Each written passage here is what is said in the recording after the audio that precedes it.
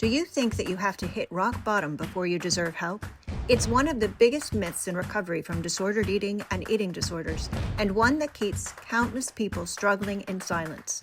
Today I'm joined by Laura Casey, Director of Services at Lois Bridges, to discuss why waiting until you're sick enough can delay healing, what recovery actually looks like, and how to recognize when it's time to reach out. If thoughts of food, eating, or your body are taking up more space in your life than you would like, then this conversation could change how you see yourself. Hello, and welcome to Healing Pivots. I'm Dr. Kilty Oberlin, eating disorder, disordered eating, and recovery specialist. Today, I am very excited to have Laura Casey, Director of Services at Lois Bridges. Laura has spent many years supporting people through some of the most challenging stages of recovery, and this gives her a unique perspective on the journey people take before treatment, during treatment, and beyond. So today we're exploring the recovery journey, why so many people wait too long to begin healing. So Laura, thank you so much for joining me. Thank you so much for having me, Dr. Keelty. It's an honor. Thank you. I'm really excited about the conversation that I know that we're going to be able to have together because Lois Bridges comes highly recommended. Laura, could you tell us a bit about how you came into this role, into eating disorders? Yeah, so I've been in psychiatry for nearly 20 years. And even from the beginning, when I had, placements or began working on eating disorder specific units, I just found them extremely interesting because compared to other mental health issues, they're very deep and they're really complex and they can take over a person's life completely and they're quite all encompassing. And I found it really interesting that people's core values and morals were getting hidden by this psychiatric illness that was taking over them and hijacking their brain. And I also saw people recover. And the other side of it, and I was really interested to be involved in, untangling the knot is what I call it, and watching people rediscover themselves and get better and flourish and seeing their authentic self come back after being hidden for so long. So I just found it a really interesting area. I also recognized it for what it was from the beginning, that it is just when you break it down, and it's not just because I'm making it, less important.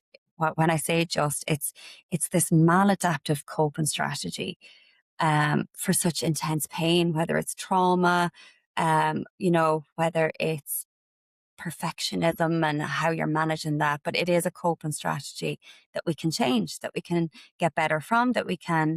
What I say is when I'm talking to people, when they make inquiries and I'm trying to make it relatable, is I try to say it's something that you can kick to the curb.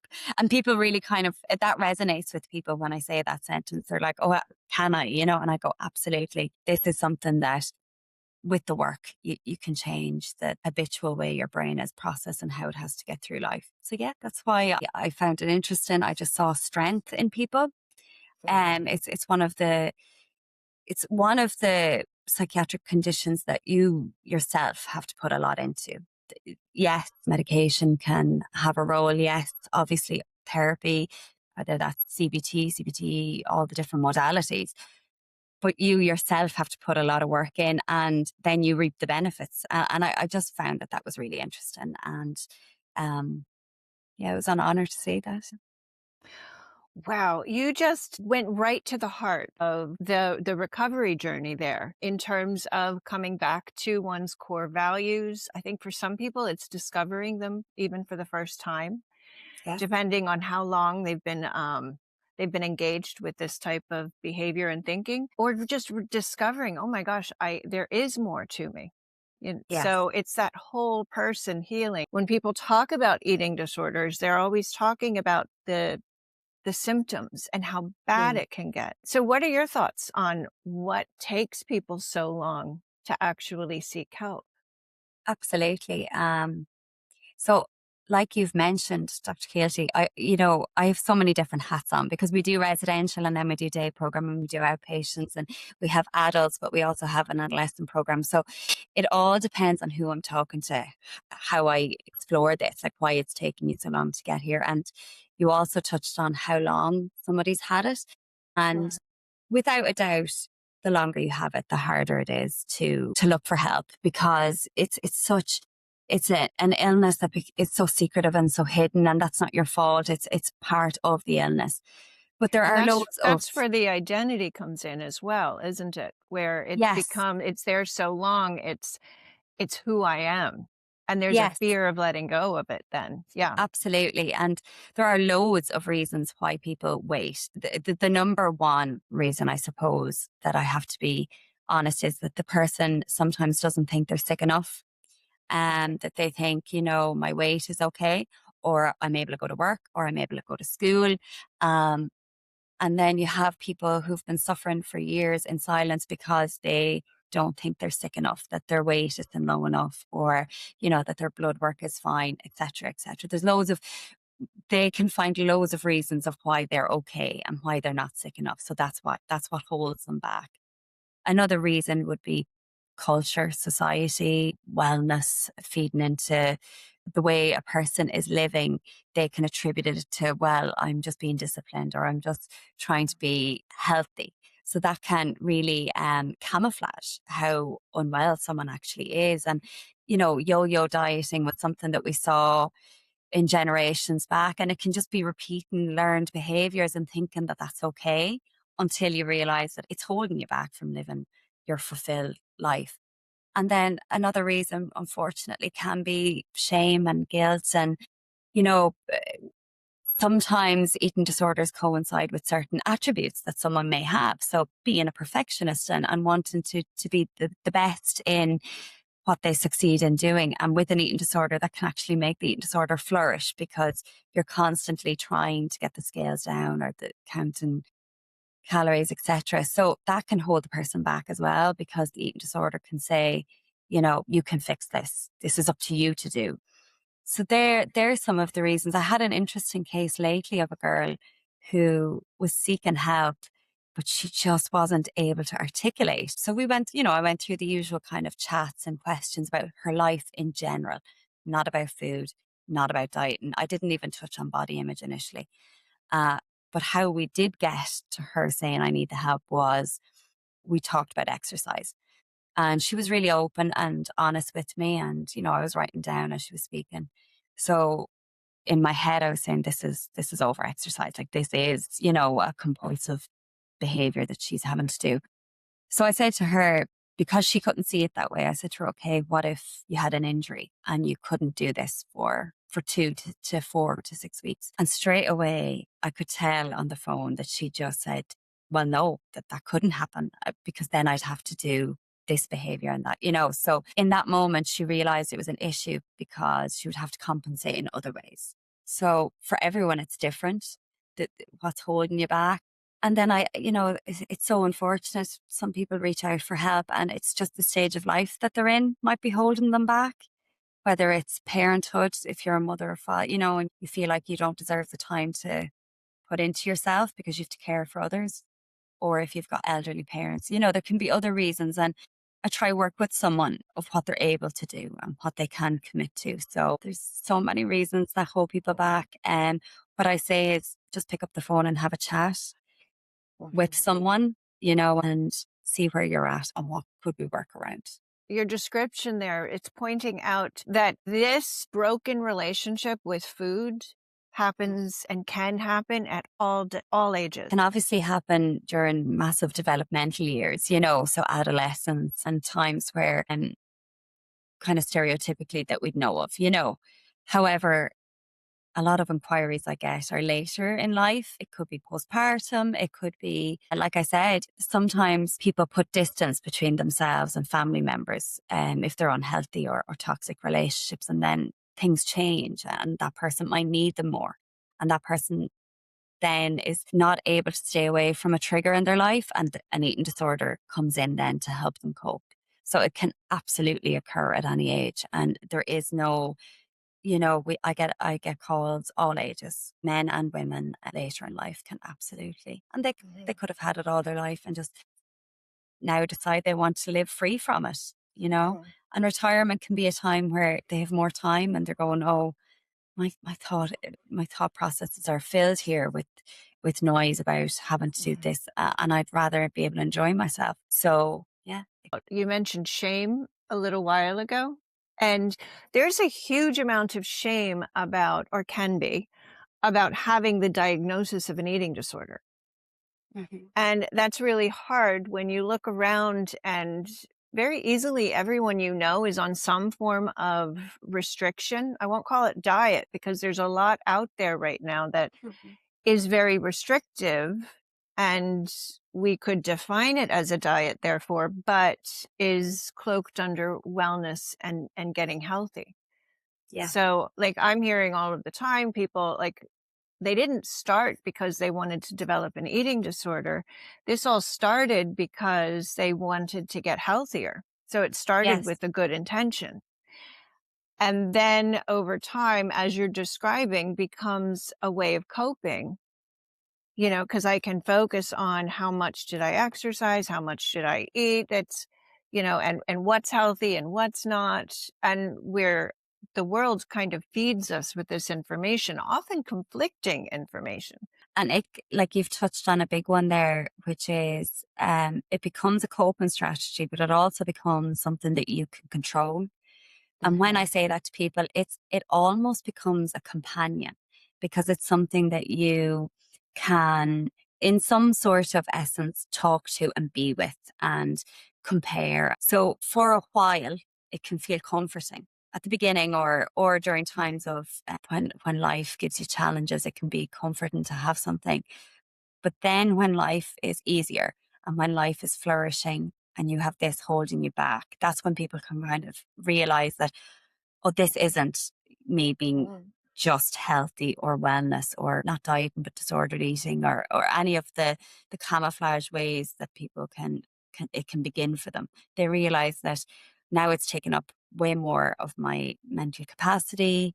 It's taken up so much time. I'm not having a meal with my friends and really hearing them anymore. I'm not present because I'm thinking calories, I'm thinking carbs, I'm thinking whatever the case may be. And I hate kind of saying such small words because it's so different for everyone what they're going to experience during a social occasion. And some people avoid eating. They say, I've eaten already, so they might not even have to think about the meal.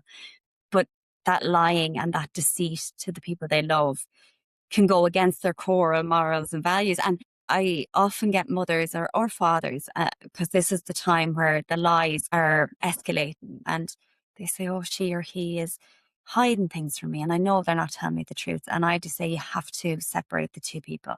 Like, this isn't your child or your loved one. This is the psychiatric illness. It has hijacked part of their brain. It doesn't start again intentionally. Like someone doesn't start to say, I'm going to begin lying now. It's a reaction. And it might not even be like an actual thought. When you said it's hard because, to put words on it, it's so much deeper than that. It's this Yeah. protection. And it's almost like an impulse for people to Yes. protect. I can't go out and eat. It feels too scary. Yeah. They don't have those words. They just feel this intensity, impulse, urge. Absolutely. And it's completely separate from OCD, but sometimes I Mhm. compare that obsessional thinking and those compulsive behaviors, that they're impulsive, and there's so many different subcategories to OCD, but the very essence is that your thoughts are obsessed with whatever the case may be. And with the eating disorders, it's maybe about shrinking or control or keeping things small, low, intense. And then the compulsive behaviors, they may not be conscious of them in that time, or they may be able to lie and say, but I did it for a good reason in their head. It's to keep everything, it's okay, it's to keep me safe. So, and they're able to justify it in that moment. That safety, that's huge because that's ultimately what this is about, to keep the person safe from everything from rejection, criticism, be able to keep going, keep the order going. Because there's that Yeah. fear of being out of control. The life will start to fizzle Unravel. away. Yeah, Yeah. absolutely. And that's a big theme throughout, all the different eating disorders. So it doesn't really, not that it doesn't really matter, but each eating disorder in itself always comes back to that kind of not wanting to give it up because what if things unravel, Yeah. and what if life just starts to spiral? So they feel safe with it, and that can hold them back to getting treatment. Way back in the beginning, when people would talk about eating disorders, there was that, the myth that was actually out there that it's a young female illness. Now that we have focused attention on men and boys struggle with this too. And if we look around at the culture and the media, um, the the need for men to look certain ways is so confusing. So Absolutely. once somebody starts to slip into this with the intention of feeling better about myself, getting healthy, getting fit, getting toned, it starts off very subtly, Yeah. but it feels good because it gives people that sense of achievement when they may not have it in other areas of life. And that's Yeah. so powerful. It gives purpose and meaning. And so we take away purpose and meaning. It's like, okay, now you have to recover, which is a whole other word that a lot of people are like, ah. Yeah. I'd love to talk to you about that. But to take that purpose and meaning away, and it's like taking a leg away. Yeah, absolutely. I suppose from being in Lois Bridges, nutritional rehabilitation is always at the forefront. And, you know, thank God we have some absolutely fantastic members on the MDT, including our lead dietitian. But it's looking at the person holistically. So when I'm taking an inquiry or reading a GP referral, yes, of course, physical health, is so, so important to maintain us. Um, but it's looking at the person overall. So people who have maybe their career or their job has taken a back seat, or they're not able to go to college, or like I've said earlier, social engagements, avoiding going out or not feeling comfortable while out with people. So obviously it brings us an immense sense of joy when we see people getting that back, or even like you said, reigniting it at all, because an eating disorder can start young or can start and just completely diminish what you had before and alter you in ways that are kind of all encompassing. So when people start to feel a purpose again and, connection and community, whether it's from people that they've lost touch with or new people that they've found a connection with, it can be peers, and peer support groups. That's a lovely time when their authentic self starts to come back. But like you said, at the beginning of an eating disorder, it can feel good because it gives you, I'm not sure now of the neuroscience of it all, but a dopamine hit. And it's trying to find that in a different way now. So and a more kind of adaptive coping strategy. So a hobby or, something that's going to fulfill you, but fulfill you in a way that's healthy long term. So it's replacing it and finding what works for you. And I had a client this morning sit in front of me and really struggle with that. And that's okay to struggle in the not knowing, because that uncertainty will allow you space to try different things. And I look at it as a really good time. And I know for her it's not, because I want something to replace this now so that I can get on with my life. But it is a journey, and you do have to try different things and really reflect on yourself. And whether that's through journaling or mindfulness or, but just slowing down and really looking inwards.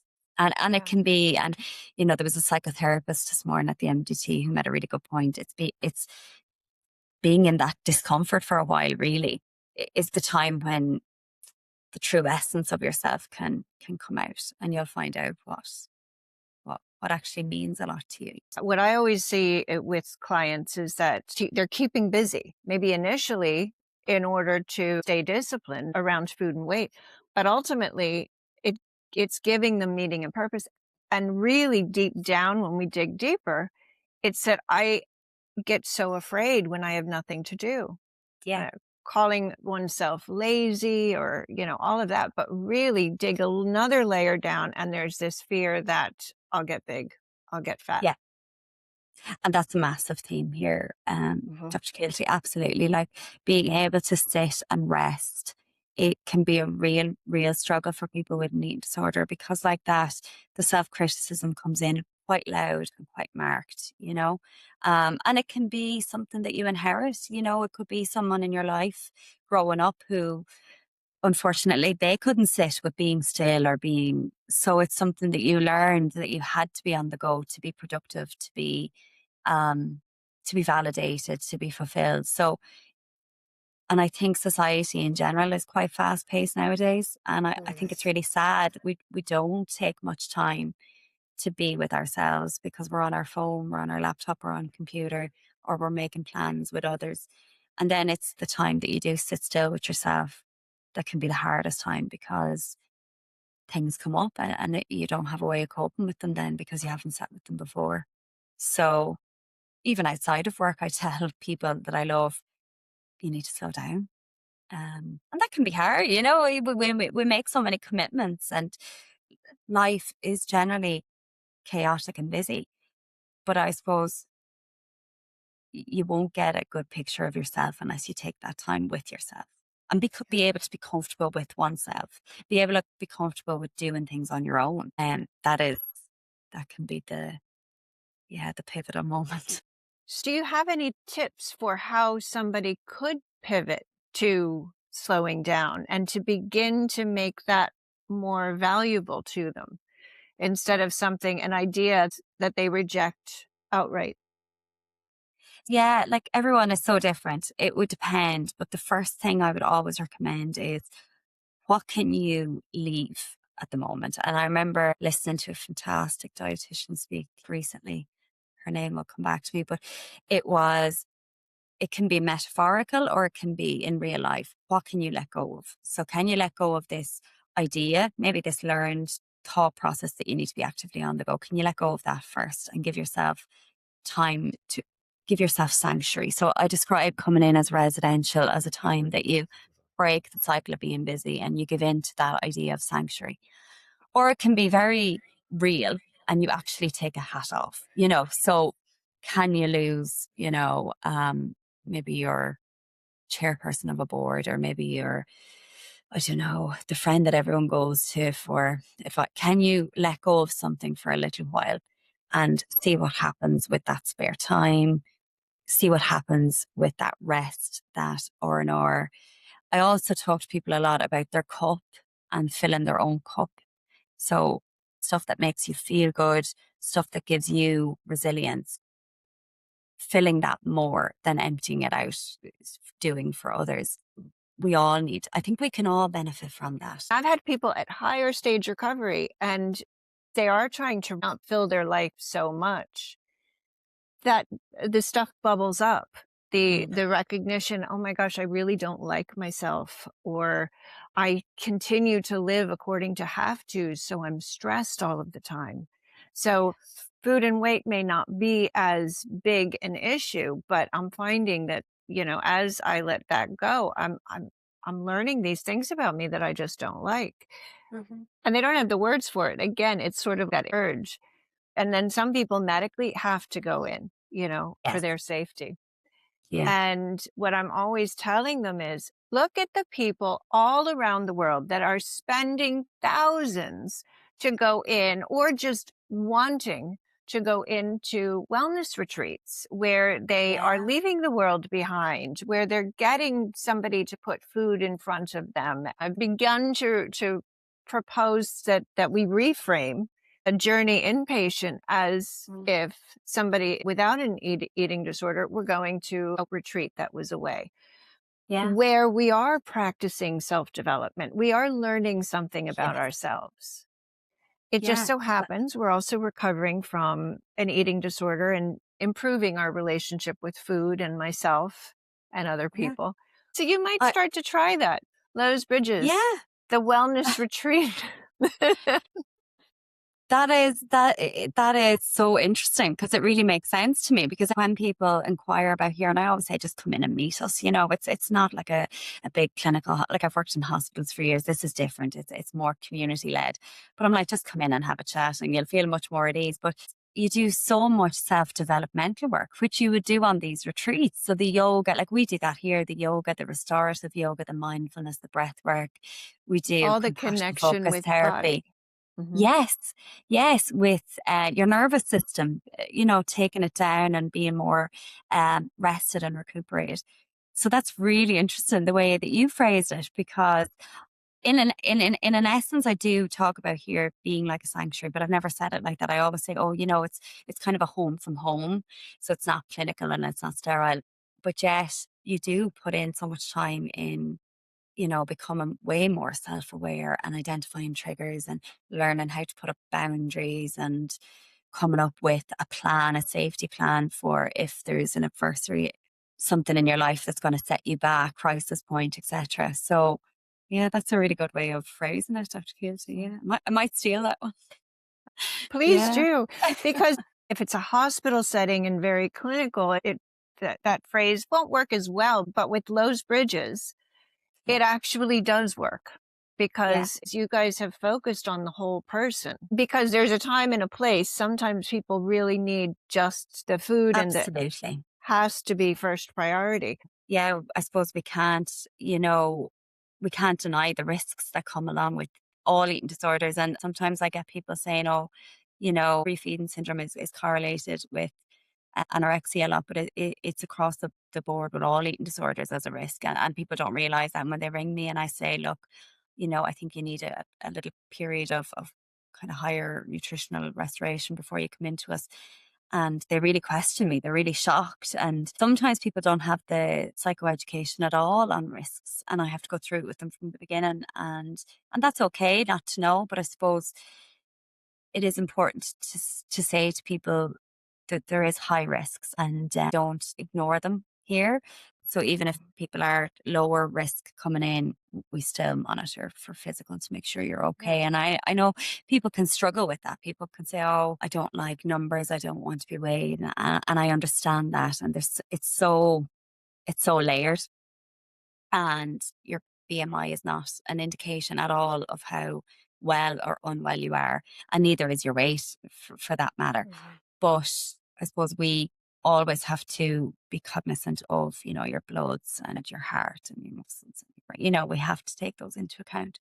So, but like you said, it's looking at the person holistically and how are they coping every day with life.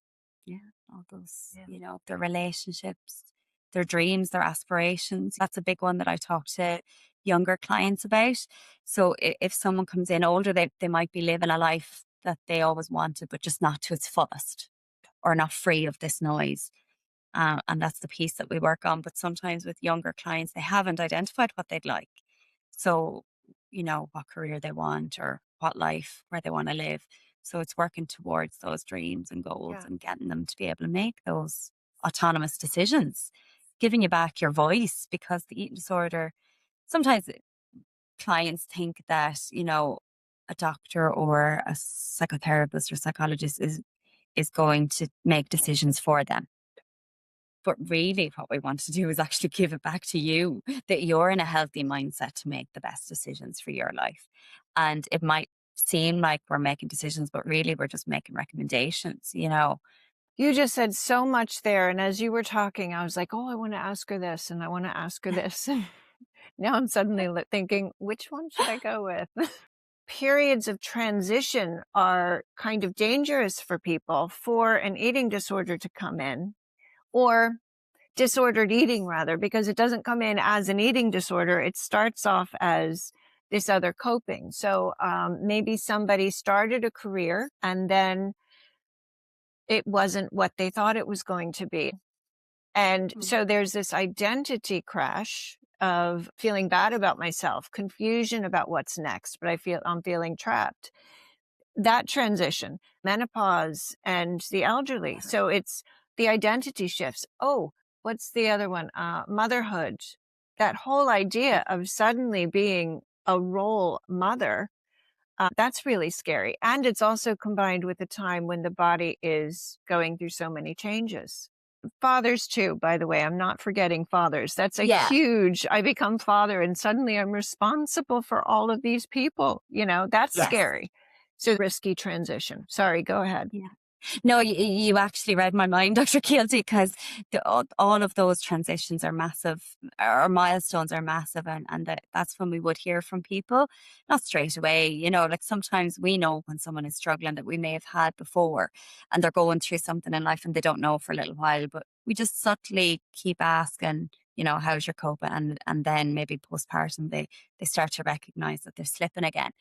But fatherhood is a big one. Like we get inquiries from men, and even to this day, I suppose men still struggle a little bit more to inquire about ourselves, or to go to the GP and to start that conversation for a variety of reasons.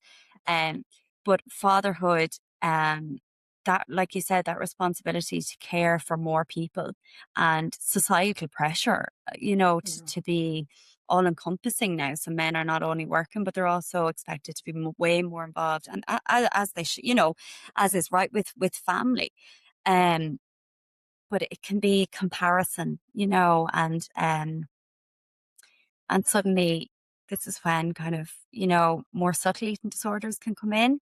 So binge eating can go unrecognized for a while because it's secretive and hidden, and people might just put it down to it's a phase of life for you. There can be so many misconceptions and so many really unhealthy and unhelpful kind of catchphrases that we have, that I still hear in everyday life. And I go, oh, that's minimizing somebody's distress. And eating disorders are on a spectrum like any other, health condition. And someone doesn't have to be extreme for them to look for help. But we do end up nearly at the middle, or the extreme before people do, which I think is a disservice to community. We should talk about them from the beginning, and quite real to how the person's feeling inside. And that's a big reason I started this channel and podcast, is to try and reach people. We hear so often that we don't have the services for the eating disorders.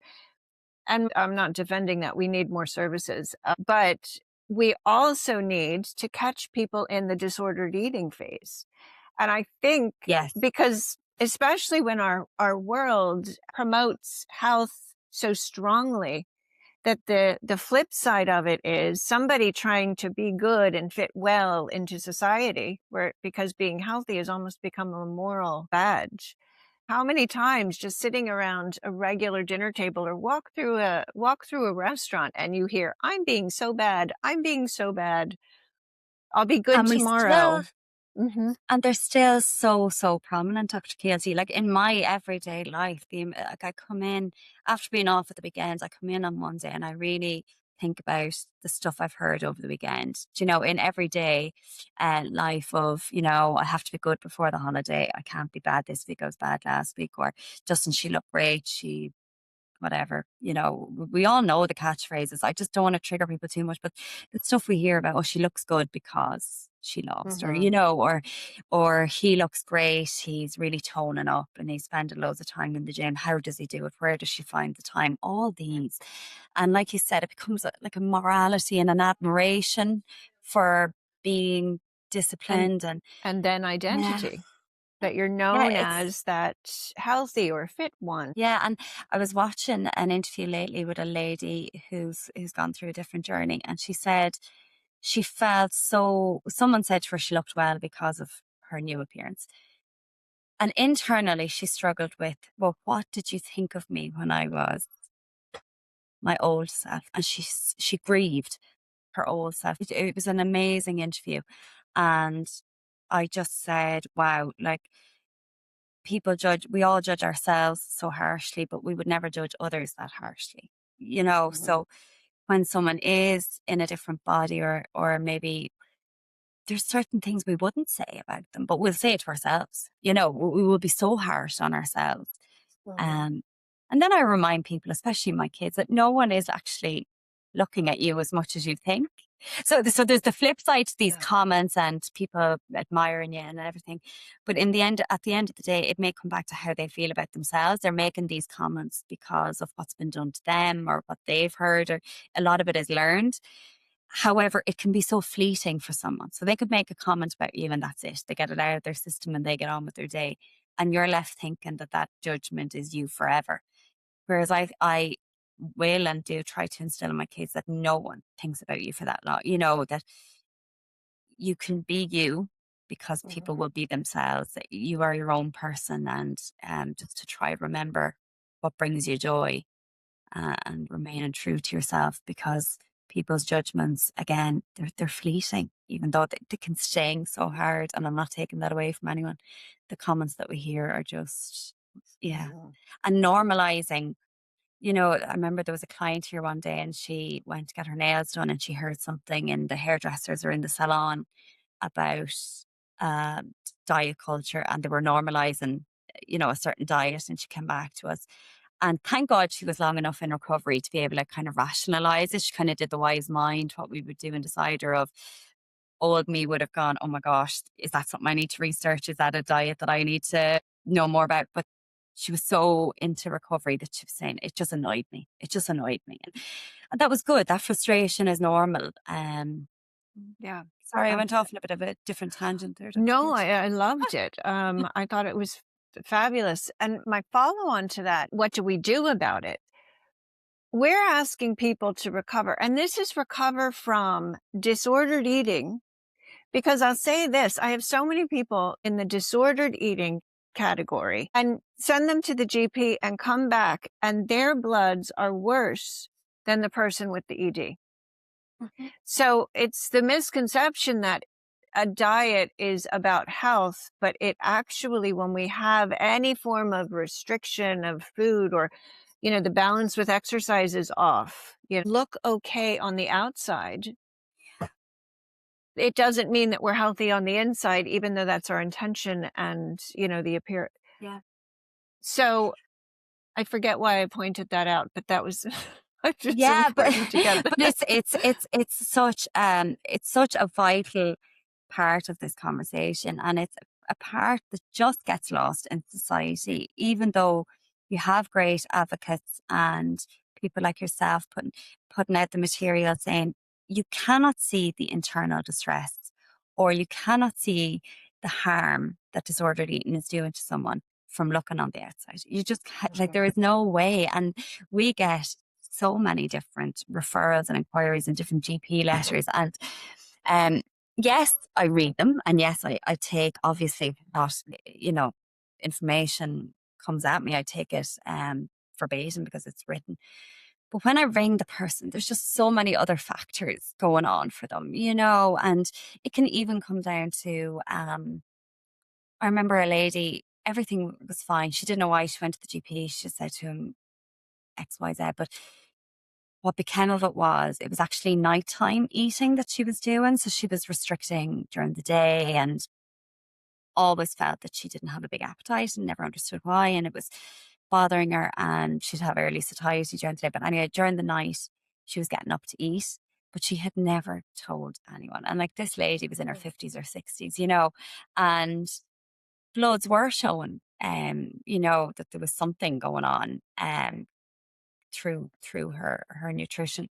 Um, and when we validated that she was struggling and that there was something going on, that she was suffering, she was in distress, that she did deserve treatment, even though she wasn't stereotypically whatever box you want to put her in for eating disorders.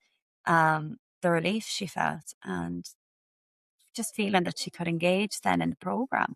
So yes, disordered eating, otherwise non-specific or whatever, you know, I just say to people, if you are struggling in any way with the concept of body image, self-criticism and food or exercise as a part of that or compensatory behaviors, um, because sometimes people won't tell you if they're overusing laxatives or if they're there are certain aspects that they just feel they can't discuss with you at all, and then I ask them about it and they're honest and they're vulnerable, and it's great that they are, but it's just it's so layered and so there's so many different factors to it.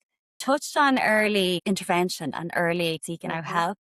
I always promote the earliest a parent, especially if it's a child, the earliest time that they reach out, the better, because it changes the trajectory of the healing and how fast it can go. But that does not mean that someone who's been struggling for years can't have the same level of healing. It might take longer, but it is important to emphasize to people who have disordered eating or think that they have or are questioning it at all, or if it's impacting your thought processes at all, or it's taking up too much space. The earlier you get the intervention, you will flourish quicker, your healing will begin quicker, your life will kind of come back to its baseline. So absolutely, if in doubt at all, I always say to people, is there any negative to getting the advice or the help? What's the negative to reaching out to your GP? And so, some people are valid, they could be dismissed. So I say, well, then you just reach out to someone who's more expert in it. You don't. So GPs are absolutely fabulous, and there are some tremendous GPs. However, like some GPs just don't have the training in eating disorders or, resources or time to spend. So you don't need a GP referral to reach out to, ED specific psychotherapists or psychologists or dietitians. You can reach out to healthcare professionals who do it every day without a referral. And then they might say to you, look, I'm going to do a consultation with you, then go back and get your referral because I know now what you need to tell your GP. So it can actually help if people just reach out to us first. And actually that happened 2 weeks ago. A girl rang me and I said, and at the end of the conversation, she said, okay, I'm going to go to the GP. Can you give me bullet points? I said, yes, absolutely. So I was like, this is how you're impacted, this, this, this. And she said, thank you so much. Because she said, I would have gone into that office just not knowing where to start. And she said, That is, I. that's such a good point. That GPs are so busy right now. Yeah. And so many people have been dismissed. So having a checklist with them, having had that lovely conversation with you, but having that checklist and the confirmation that I do deserve to have these answered and to check this out. And if this GP was unable to do it, we find another one. Yeah. Yeah. Yeah, Yeah. absolutely. It's frustrating, but this is your life. And I said at the beginning, before we even started, how many people that are living in disordered eating or an unbalanced relationship with food, anywhere from that disordered eating category to eating disorders, which means that they're not functioning in the world to the degree, even if they're highly functioning, but they're Yeah. not in the world to the same extent. And the world needs these people. Yes. The world You, needs us. you did say that and what resonates with me the most is that in the majority of people who unfortunately eating disorders take a hold of, they're usually, and I don't want to put everyone in the same umbrella, but usually they're very compassionate people. Usually they're very intelligent, very sensitive. They're usually very, empathetic towards others. And so, yeah, the world needs these people to be able to flourish. And you said the person can be functioning and can seem optimal, but it's their internal joy of life. So they might be just going through the motions or just getting through. And that's what I talk about nearly every Monday when we have our team meeting and we meet with clients. I go, where are you right now during a meal? So is it just a task that you have to get done? Are you dissociating to get it done? Are you in inner turmoil? There's just so many different ways that a person might be feeling on the inside. And I try to see, where are we this week? And you can't tell that from someone sitting down and eating a meal. You have to spend time with them and sit with them and delve into how they're coping. Yeah. And we have to do that to get to know anybody, like you just said, spend time with them. Mhm. And I'm just thinking about the recovery journey, the going back to what we said at the beginning, how it's time in stillness or time with myself that people are running from. And to some extent, that's what we are, it's encouraging and helping people to be able to do that, because we're not going to know or like somebody unless we actually get to know them. And that for me is a huge part of the recovery journey, is getting to know myself, you know? And I may, accepting yeah, parts of yourself. yeah, That's a massive thing, is accepting parts of yourself that you may not love or feel is your best attribute. There are so many things about ourselves that we may not love, but it's you don't have to love everything about yourself, but it's accepting and knowing that this is in essence a part of you, but that there are other things that you love about yourself. So you can accept the parts that you don't love, but then, allow the parts that you love to flourish and to become more all encompassing. And I think that's something a lot of the clients here go through is that they start to sit with themselves, they start to slow down, they're doing the self-compassion, they're doing positive affirmations, but they're also identifying parts of themselves that they may not be able to change and that they don't love, but they can accept, and that it's not going to disrupt their sense of self all the time. You know, we all have childhoods, we've all had, um, different things happen to us in our lives and they change us. And, whether it's trauma, and sometimes people imagine trauma to be a big event, and it can be, unfortunately, but it can also be small, kind of lived experiences that we had that add up. And that impacts us in a way that we have to carry with us and learn to flourish even while having that left with us, the mark that it left with on us, and that it's a lived experience that makes us more empathetic. We can help people, we're able to go into deeper conversations, we're more emotionally intelligent. There's a variety of good attributes with it, That's beautiful. You're describing the recovery journey, a Yeah. huge element to the recovery journey. That part that is such a gift to ourselves through recovery. So many clients over the years have said, this journey of getting to know myself, once I realized, it isn't not about the food, but it's not about the food. It's Yeah. the role that the food and exercise and weight have on the whole body. But it is that journey of getting to know myself. What do I want? What do I need? And be able to give myself what I need. But Yes. so many people over time don't recognize that they need anything because they're so used to shutting down in order to accomplish this or that. Mm. So back to what I was saying, so many clients over the years have said, everybody could do with this recovery thing. Yeah, absolutely. And yeah, and you said about accepting what we need, but it can also be standing up for what we need. And relationships can change during our healing. And you've hit the nail on the head with this. Can go to people that don't have an eating disorder. When you start to become more self-compassionate and more self-aware of what you need and what you deserve and where you belong in society, and you start to put up boundaries that, I need to do this for me to be my best self.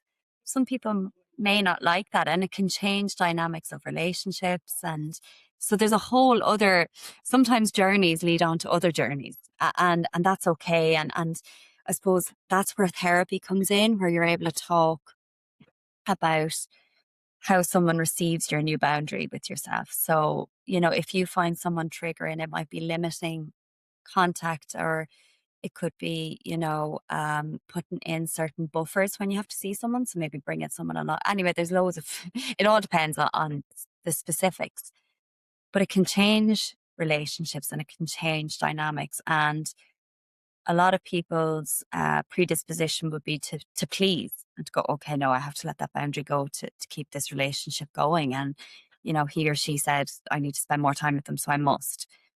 When what we're saying is the opposite, is you have to stay true to what is best for you, because it's your life and it's you that is going to lay their head on a pillow at night and be able to have a good sleep or not. So, yeah. Lovely. Thank you so much. I'm looking at the time. That went so quickly. Now, I am ending each podcast asking people to give one healing pivot. If you could offer one healing pivot to someone seeking greater freedom in their relationships with food, body, or themselves, what would it be? I hope I got through in everything that I said that everyone has strength to recover from this. Everybody has resilience. We show that in our day-to-day lives anyway, kind of strength and resilience and getting up and meeting commitments we have and everything. But you can't recover from an eating disorder alone. You do need support and you do need help. And it does take kind of a community to get you there. And even if it's just finding a really good therapist, that can be it. It doesn't, like, obviously inpatient, day program, outpatient, yes, they all serve. But if for you that's hard, finding a really, really good therapist like yourself, Dr. Keelty, could be the first point in your recovery journey. And that step, just take it. Some people doubt it for so long. I say, just do it. Just do it. Yeah. Thank you so much for coming on. Thank you And so much for being podcast number 1. I know, I'm so excited for you, Dr. Cute. It's amazing. And even just reading the comments under your last couple of videos, like it's so good for people to be able to relate and just seek kind of support on the peripheral before they might even, begin their own journeys. If something from today's conversation resonated with you, I'd love to hear your thoughts. Please feel free to leave a comment or share this episode with someone who might benefit from it. If you'd like more support on your own journey, you can download my free Healing Pivots starting guide and join the Healing Pivots newsletter using the links in the description below.